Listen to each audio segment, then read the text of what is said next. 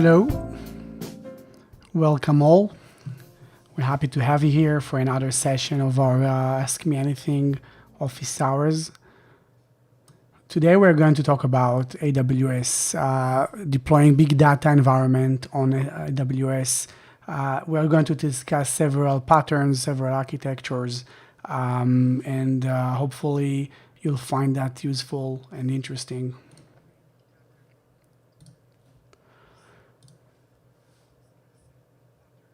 So, as every week, we are going to dedicate about 10 to 15 minutes for a session, for a technical session. And immediately after, we are going to open for Q&A from the audience. The way to ask questions we'll show in the next slide. And obviously, you can also ping us on Twitter, on our info mailbox, but easiest is just to use the YouTube chat that you can see just below the video.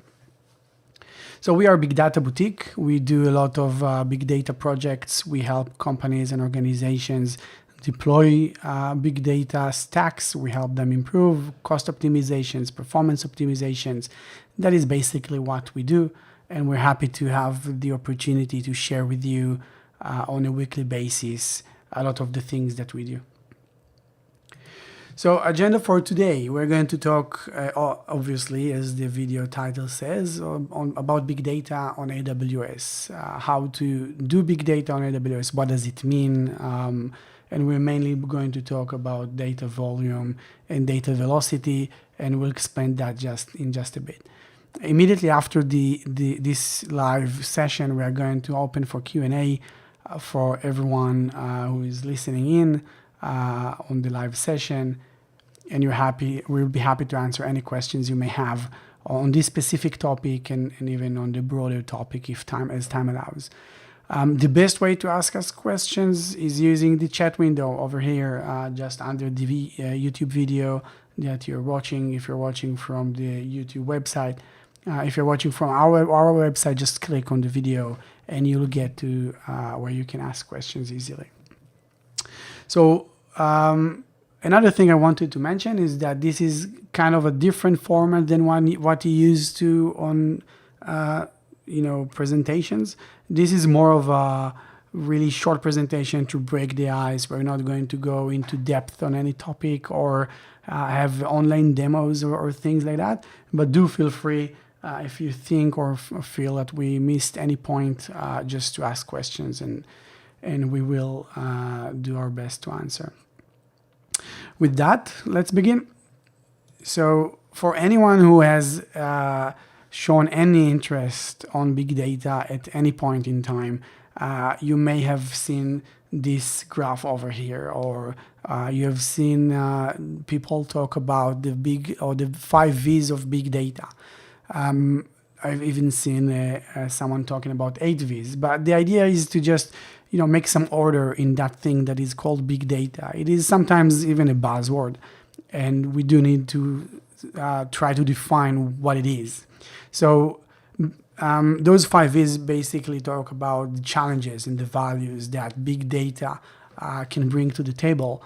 But today we're going to focus mostly on volume and velocity. So data volume, the handling, computing, storing large amounts of data, and data velocity, so having all of that data come in at once in bursts or spikes or continuously, just having a tremendous amount of events and data coming in, and trying to do things with that. So again, ingesting it, processing it, computing on that, and doing things like that. So those will be the most challenging topics for any big data or any organization trying to start or even improve on big data challenges. Those are really the biggest challenges in the big data landscape. Those are technical challenges, and those are the ones we're going to tackle and talk about today. The rest are not really challenges, or definitely not strictly technical, so we will not talk about them today. Let's begin with talking about data volumes. So in order to handle large volumes of data, obviously we need to have a lot of computers to be able to store that data and then process it, and maybe even process that in a timely manner. And that is where data warehouses really were born.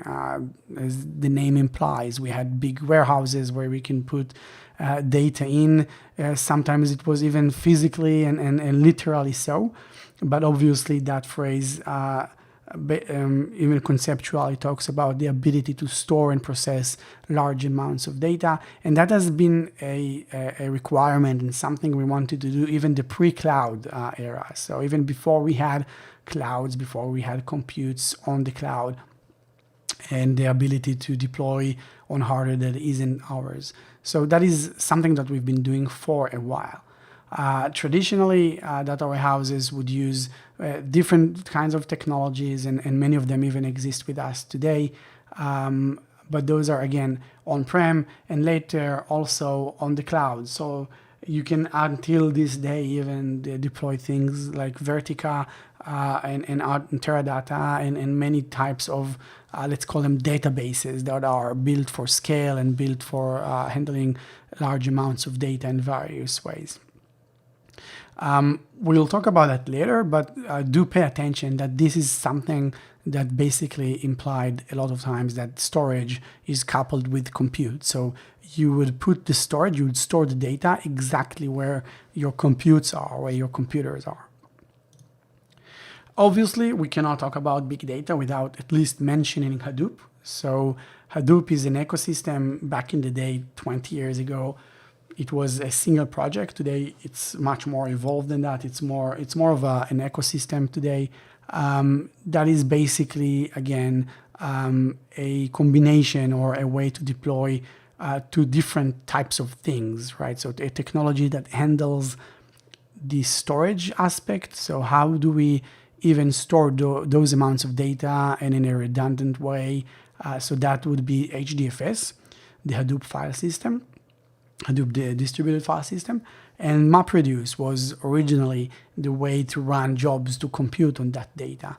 And again, Hadoop originally tried to somehow decouple storage from compute, but the principle of locality, so the desire to have the storage and computes close to each other, actually turned Hadoop to be, again, something very similar to other kind of databases that I mentioned that are basically coupling storage and compute. And again, we'll touch about that in just a few minutes. So all of that is obviously deployable also on premise, but today we want to discuss AWS. So how to do that on AWS. So obviously, you can just deploy everything I just mentioned on EC2 instances or in AWS, even on many instances, and just deploy that and run with that one way or another in a distributed way in EC2. So deploying, HDFS clusters and MapReduce clusters. You can do all of that yourselves. But our goal today is to try and see how we can do this with AWS. So AWS, the services that AWS offers, the products that it has, can definitely be thought of and should be thought of as building blocks. You can basically have everything you want on AWS and decide how much you want to do yourself and how much you want to use as a service that is given to you. So, and Amazon actually allows that. It allows you to just take a technology and have Amazon deploy, manage, maintain it for you all the way. And you can take smaller building blocks and tie those parts yourselves one way or another. So it's really up to you, and I'm going to show you an idea of how you can use Amazon, you can use AWS to handle large amounts of data and basically deploy a data warehouse yourself on AWS. So again, traditionally, data warehouses would use things like Vertica, Teradata, and like I said, you can deploy those today as well on EC2. That has its challenges, so licensing costs and again, not coupling storage and compute. But AWS offers much more than that. So for example, Redshift is a fully managed data warehouse, if you will. You can use it for that. It's a columnar data store. It allows you to do computations on your data as long as you can represent that correctly. It does require some amount of knowledge about the technology, how to correctly ingest the data, how to query that correctly, and things like that. So, but that is a product that is built by Amazon, completely maintained by Amazon, and you can basically use that and consume that as a product, as a SaaS, as a self-managed, as a service that Amazon offers, software as a service. There are other paths here, and the one I wanted to mostly focus on is the one that would allow you to separate a compute and storage, and we'll talk about that in why in just a minute. This graph here, that I took it basically from the AWS website somewhere, or the documentation, shows you several technologies that Amazon exposes or allows you to use, and those technologies are very important components in any type of data or big data warehouse that you would want to deploy. So let's begin with the rightmost side. So I mentioned Amazon Redshift. That is a data warehouse that is fully, it's more of a database in that respect. Similar to that, you can find Amazon RDS, Amazon Aurora, Amazon Elasticsearch, Amazon Cloud Search, DynamoDB. So all of those are databases. They store the data. They may store the data on its raw form and allow you to compute on that, and it may require you to maybe process the data before you put it into that for efficient queries. But again, those would be storage systems that also allow you to query your data, even if it is on large scales. For ingesting the data, let's go on the left side. You can use technologies like Kinesis Firehose, even Amazon Snowball, which is just a big hard drive that is being shipped to you via snail mail. You load the data with cables and ship it back to Amazon, and they will offload that to S3, to their storage system. So it's kind of, let's say, old school.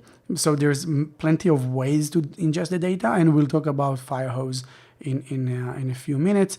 But what you need to know is that it is kind of, so Amazon Kinesis Firehose and Amazon Kinesis Streams are basically ways for you to send the data continuously to some sort of an API that is able to sustain large amounts of data and very high throughput of data. And then comes the question, where do I store that data? So if you noticed, I basically circled out all of those technologies that are under store. So I did say those are databases essentially that you put your data in, and then you're allowed to query on that, and that's cool. I didn't talk about Amazon S3 and Glacier, which are basically cold storages for your data. So they allow you to store your data on some type of storage that is not queryable on its own, but it is designed to be able to be very, very fast, very scalable. Again, it's a SaaS offering by Amazon, and also there is a way for you to query that, and that way is called Amazon Athena, which you can see on the right side.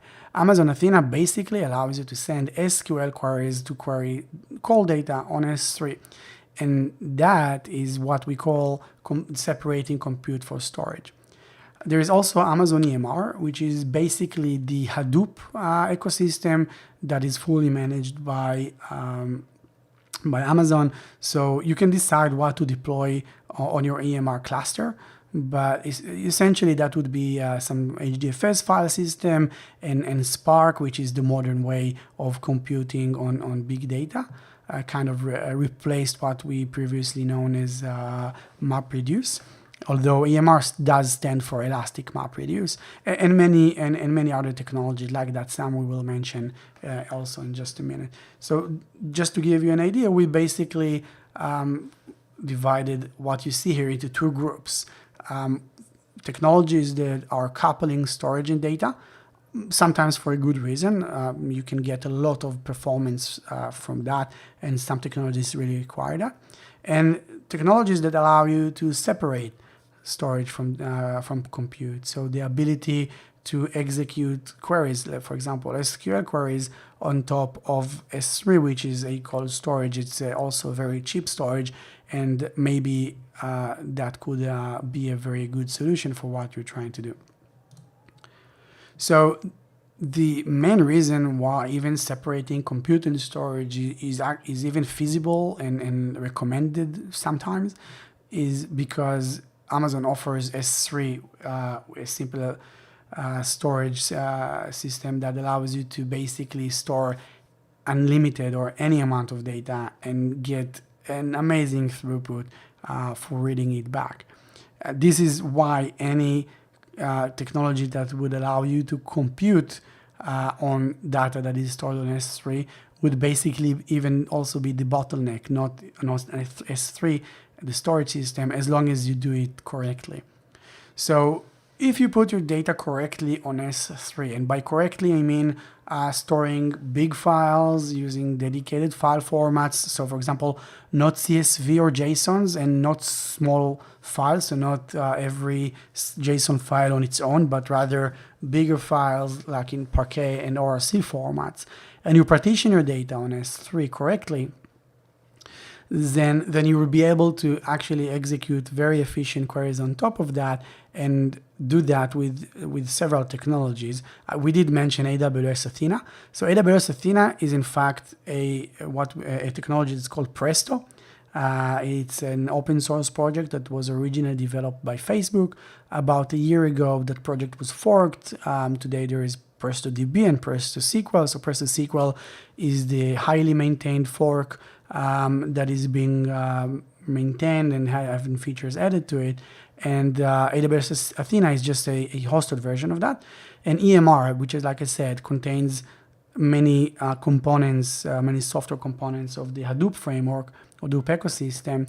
And essentially, EMR also includes an installation of Spark or SparkDB, so an older version. And also, PrestoDB, and also Spark, which allows you to compute and run batch jobs and machine learning algorithms at scale and things like that. So you can pretty much run any type of computation and job that you want on pretty much any scale, doing pretty much anything you would want, and do it efficiently. And again, that is a very, very, very important benefit that S3 is giving you because of the throughput and scale that it can support. So I did mention Presto, EMR, and AWS Athena being actually the same thing, or EMR at least has Presto in it. I just want to have a short comment about that. So AWS Athena is pretty much zero setup. All you have to do is really just configure where data sources are, what is their schema. It can be done with AWS Glue, which is built especially for that, and you're pretty much done. However, the way you are going to pay for using AWS Athena is by amount of data scanned.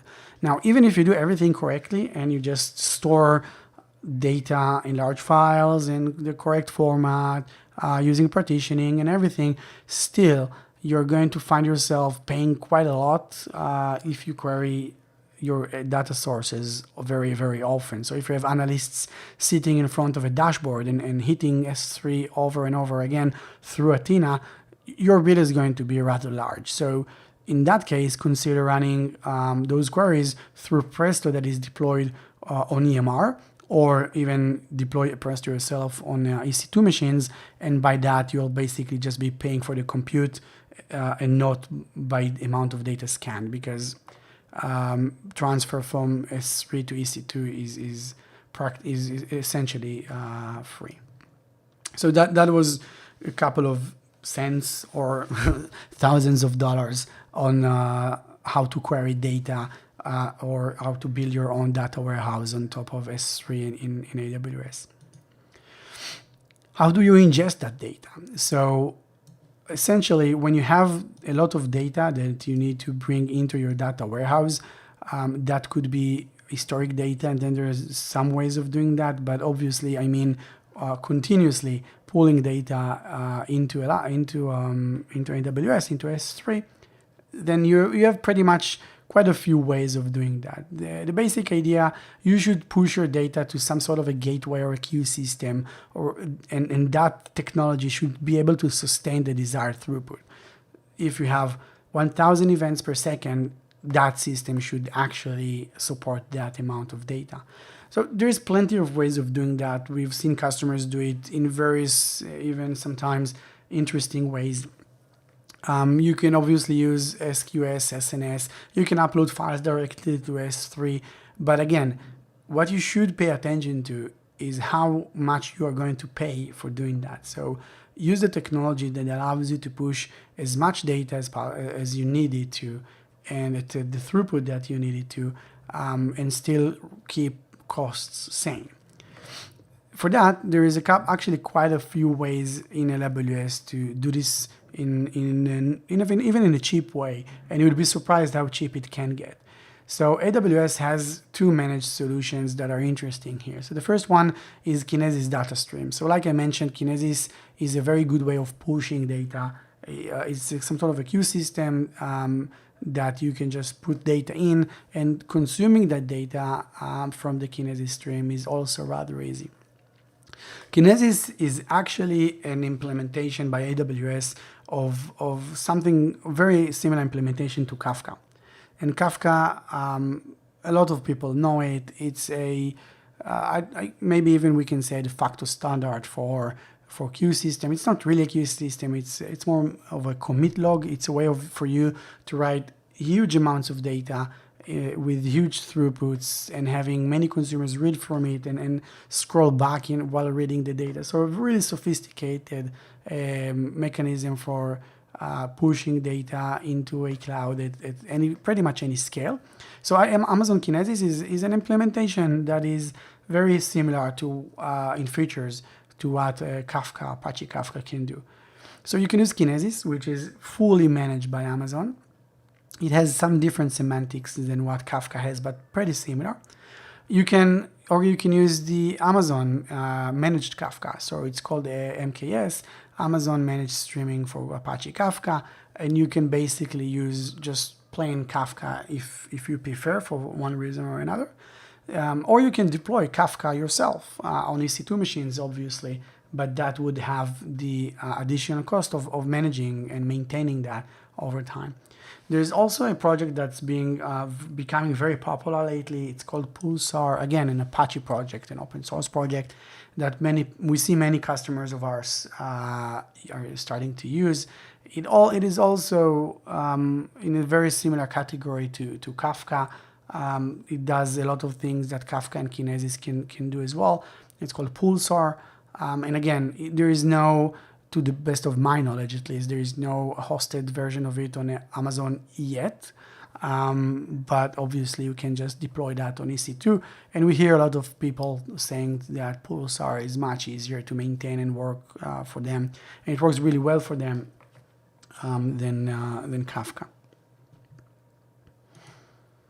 Once you've ingested the data, so once you had data coming in and actually being persisted or ingested at a gateway point on your AWS account, you now need to move it somewhere. So like I mentioned, since you have Kafka or Kinesis that got the data from your external systems or from your producers, you need to now, let's say, put it on S3 or maybe put it into Redshift and so on. So for that, there is actually quite a few products that you can use.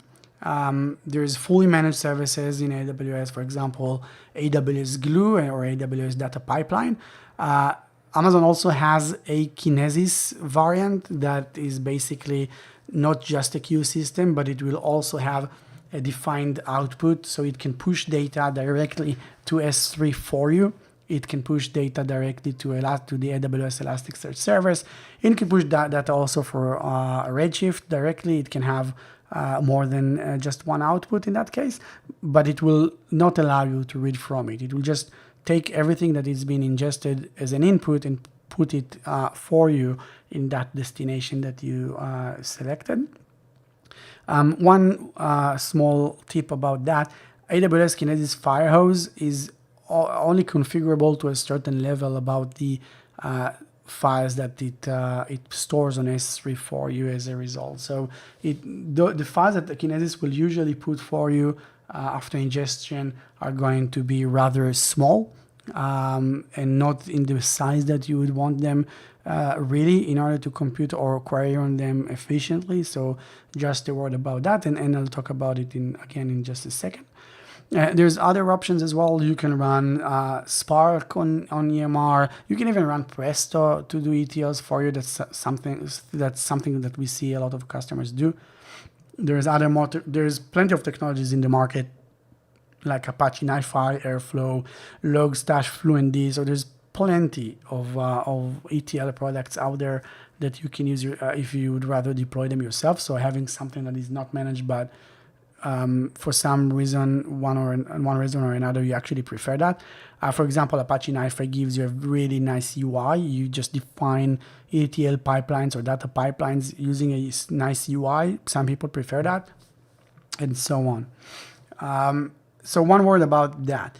You'd find yourself doing ETLs and data pipelines and processing, so maybe even transforming the ingested data in multiple ways. Sometimes a single row or a single JSON that you had on your Kinesis or Kafka deployment is you would want it to actually arrive at different destinations in different shapes. And again, like I mentioned, maybe you're using AWS Kinesis Firehose for simplicity, but then you would also want to just compact it even further and write an entire day in just a single Parquet file on S3, for example.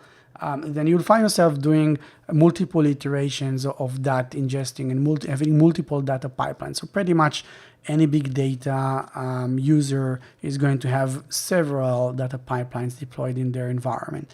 And for that, we usually call that V0, V1, V2. So you would have all the data ingested into Kafka written in a row form into what we call V0, so the entry point. It could be on S3, but it's still an entry point. Then you're going to process it to create something that is more compacted and maybe even have a schema applied to it. That would be V1. Then we're going to maybe even apply a harder schema and process it and enrich it and transform the data one way or another. That's the T in ETL, and do it over and over again. So there's going to be many iterations of that processing, and so maybe you would want to use different technologies for different step, but that's just something to take into consideration when looking at data processing, data pipelines, ETL tools to use. Another something to consider is the time to query.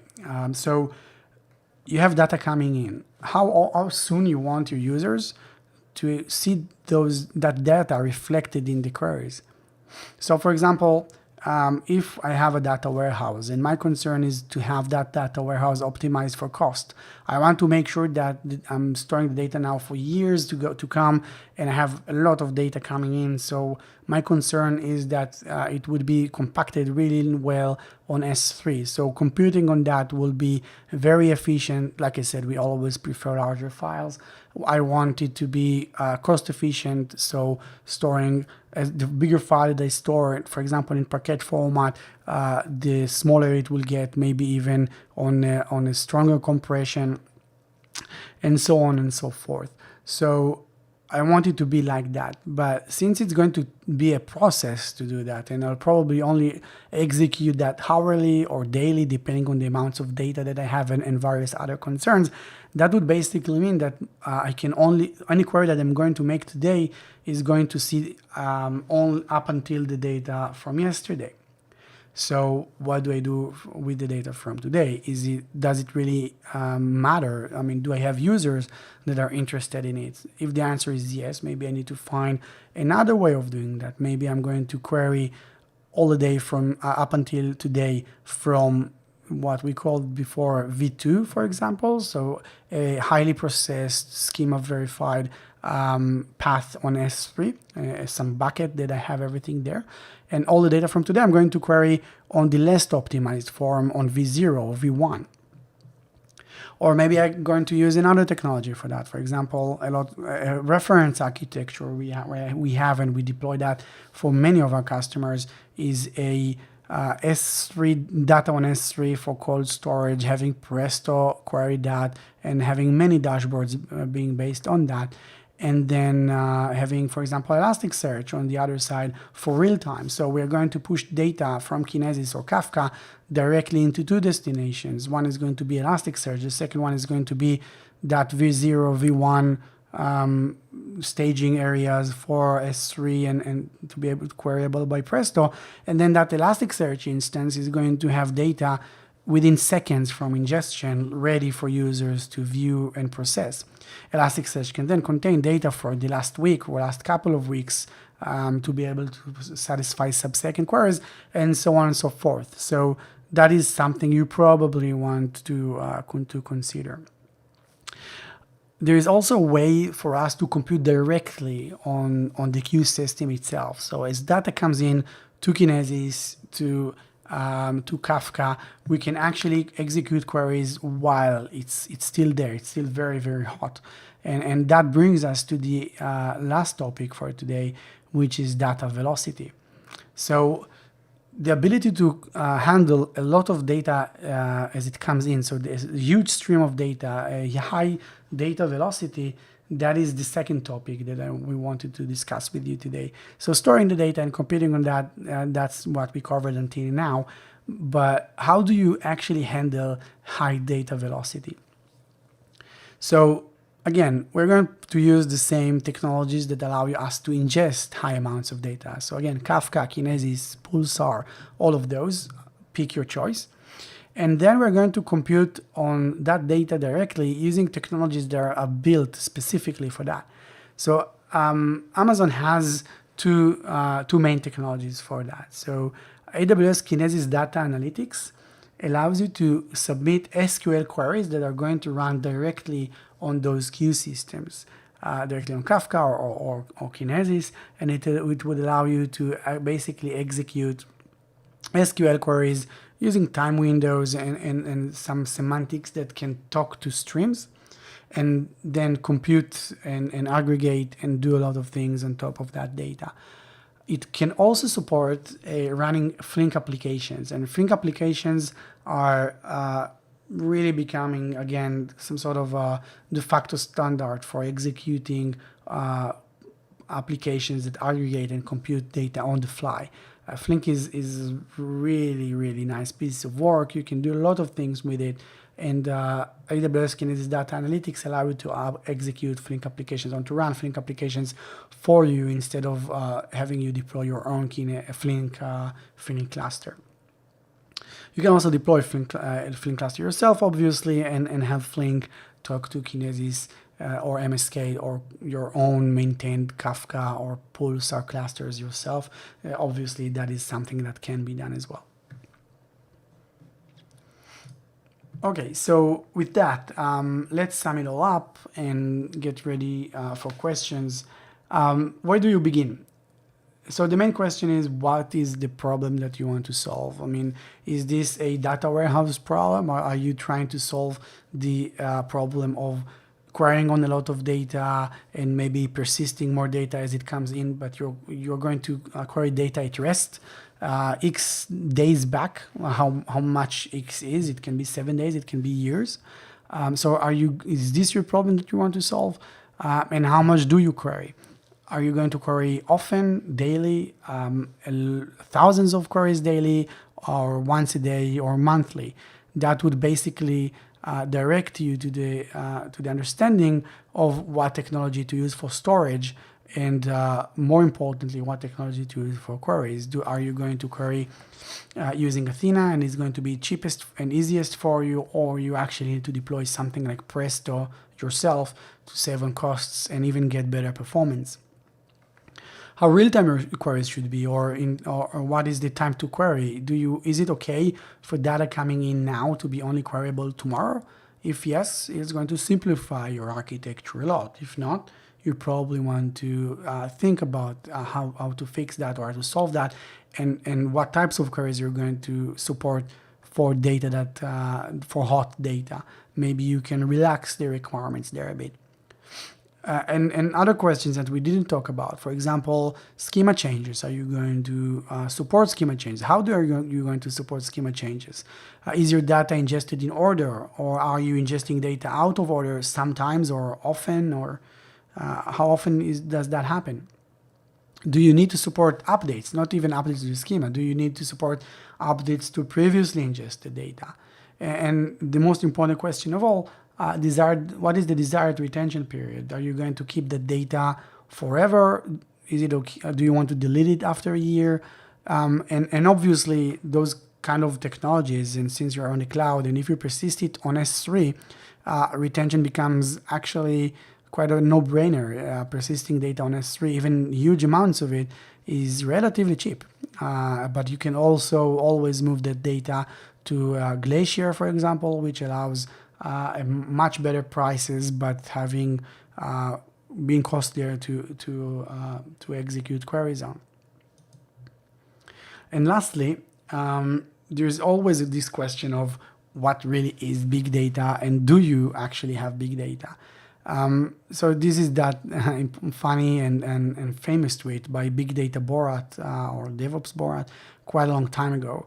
And it still holds true, right? So a lot of people would really have big data, or have enough amounts of data to be considered data that's worth persisting and actually worth the effort of deploying those infrastructures and paying that sums to compute on and do interesting things on.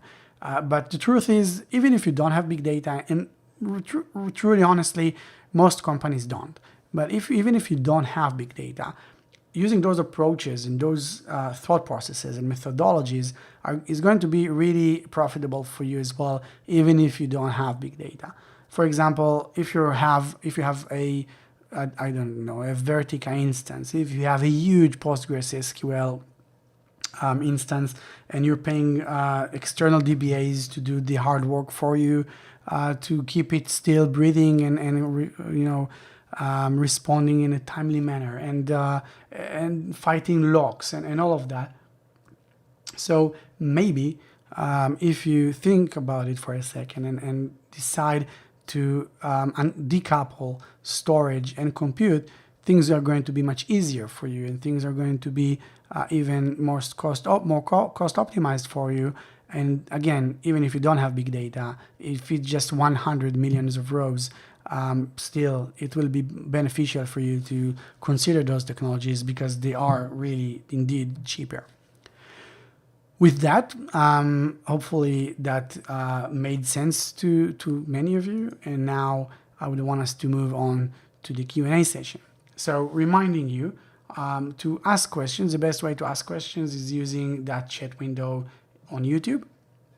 You can also submit questions to our Twitter account or our email account. Our email address is listed here. So first question that we just got.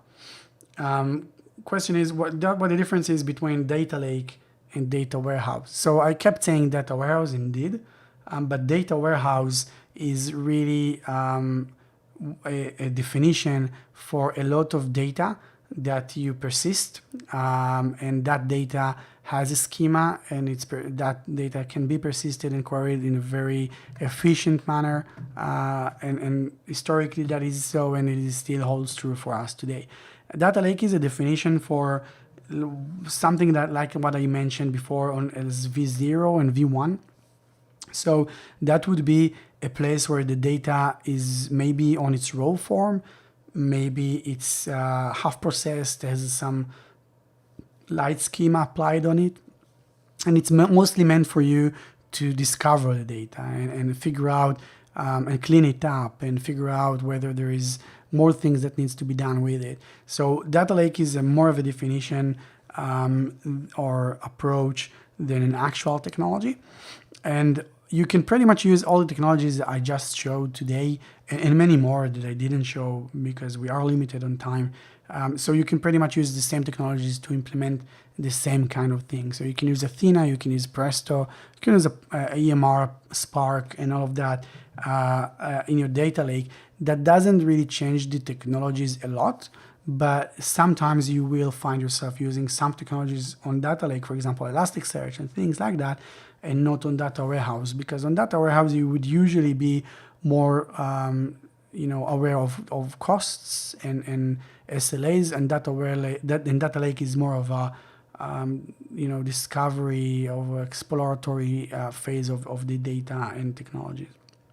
I hope that makes sense. So difference between Kafka and Kinesis. So the difference between Kafka and Kinesis, there's a lot of small details here and there, but it's mostly small semantics. As far as you're concerned, technology-wise, or the things that you can do with them is pretty much the same. And the biggest difference really is how much you need to maintain them. So with Kafka, even on MSK, so it's that the managed Kafka, you still need to pay attention to a lot of metrics, and even if you deploy, especially if you deploy Kafka yourself, Kafka is really sophisticated piece of software to maintain and maintain well at scale. And Kinesis is end-to-end maintained by Amazon AWS, so it's a fully managed service, and therefore it's something that is really easy to use. The way to consume messages and maybe even produce them is a bit different in terms of API and libraries to use, but overall it really depends on your use case. But do look at the costs for Kinesis. You'd be surprised how cheap it is. So it is usually what we are using, especially with new or customers that are new to big data. Another question: how can we support updates to previous batch data along with real-time analysis need? All right, so this is a really high-level, really sophisticated question to answer. The answer is usually doing a lot of magic, right? So it's a lot of infra involved and data catalogs and the ability to maintain schema versions. So it's a big problem to solve. To understand how big that problem to solve is, you should go and look at two technologies that were rather recently released. One is called Iceberg, so it's an Apache project, and one is Delta Lake. So both products or both technologies are striving to basically give a good answer or good approach to solving pretty much that problem of supporting updates to previous batch data. So once you do it correctly and it's being done asynchronously and in a manageable way and in a way that you can actually keep those schemas somehow and still somehow make sense out of them, then you can maybe even sync that schema with the real-time analysis need. So again, there's plenty of ways to answer your question. But for example, are you doing real-time analysis using the same technology? Are you using different technologies for that? And then you need to sync the schemas between several technologies, which is a bigger pain. Even assuming you only have a single technology and your real-time analysis only looks at the data that you already ingested one way or another, then again, managing schemas is a big thing that different companies do in different way. Hopefully, in the next few years, Delta Lake and Iceberg will really introduce and be commonly enough used that this problem or solving that problem will be something that is easier. Just to give you an idea, Iceberg was created by Netflix. I mean, that is the amount of challenge that you need to get to in order to spend so many resources on fixing that in a general way. I hope this answers your question. How can we test the transform functions? Another question that we got here in the chat. So how do you write your transform functions? Let's assume you're writing your transform functions using just simple SQL queries. So I guess you can write just simple tests around those SQL queries. And I would even suggest that you enforce a schema on write. So you'll have some schema validation on entry. With Kafka, there is ways of doing that. So the schema registry and using messages that already contain a schema, for example, Avro messages. So there's definitely ways of doing that.